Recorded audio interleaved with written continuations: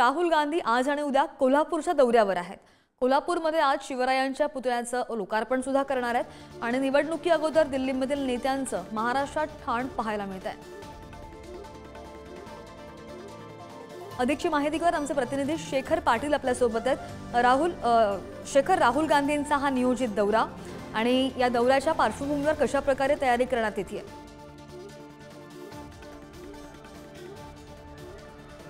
श्रद्धा, कोल्हापुरातल्या कसबा बावडा येथील भगवा चौकात मी सध्या उभा आहे आणि त्याच भगव्या चौकामध्ये छत्रपती शिवाजी महाराजांचं पूर्णाकृती पुतळा जो या ठिकाणी उभारण्यात आलेला आहे त्याचं अनावरण राहुल गांधी यांच्या हस्ते होणार आहे। आणि याची तयारी जी आपण संपूर्ण परिसरामध्ये पाहताय, हा संपूर्ण परिसर जो आहे तो आकर्षक फुलांनी जो आहे तो सजवण्यात आलेला आहे। आपण जर या पुतळ्याच्या बाजूला बघितलं तर आकर्षक विद्युत रोषणाई देखील सायंकाळी या ठिकाणी होणार आहे आणि त्याची तयारी देखील त्या ठिकाणी सुरू आहे। तर बाजूला भव्य असं एक स्टेज देखील घालण्यात आलेलं आहे। त्या ठिकाणी राहुल गांधी देखील इथल्या जनतेशी बोलतील अशी माहिती सध्या मिळते। मात्र संपूर्ण तयारी जी आहे ती या ठिकाणी करण्यात आलेली आहे। अनेक दिग्गज नेते जे आहेत या कोल्हापुरातल्या कसबा बावडामध्ये आज येणार आहेत। खरं तर या पुतळ्या संदर्भात इथल्या काही स्थानिकांशी आणि इथल्या पदाधिकाऱ्यांशी देखील आपण बातचीत करणार। खरं तर भव्य दिव्य कार्यक्रम हा होणार आहे।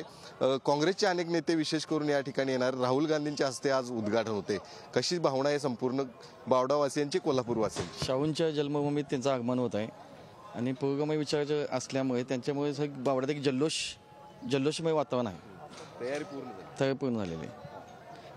तर कशा पद्धतीने पूर्ण तयारी आता सगळ्याची झाली? या कसबा बावड्याच्या ऐतिहासिक भूमीमध्ये आज बावडेकरांचे जे स्वप्न होतं ते अनेक वर्षाचं होतं आणि या पुतळ्या संदर्भात मी 2000 किलो वजनाचा 2 टन तब्बल वजनाचा असणारा हा पूर्ण ब्रॉन्झचा पुतळा आहे। यामध्ये 12 फूट उंचीचा हा पुतळा आहे आणि जगातील इतिहासामध्ये प्रथमच छत्रपती शिवाजी महाराजांचा हा पुतळा आहे। त्याच्या उजव्या हातामध्ये दांडपट्टा, डाव्या हातामध्ये तलवार, अशा पद्धतीने। हो शेखर, बरोबर आहे। आणि याच पुतळ्याचं आज लोकार्पण होणार आहे राहुल गांधींच्या हस्ते। याकडे लक्ष असेल। धन्यवाद दिलेल्या सगळ्या सविस्तर माहितीसाठी।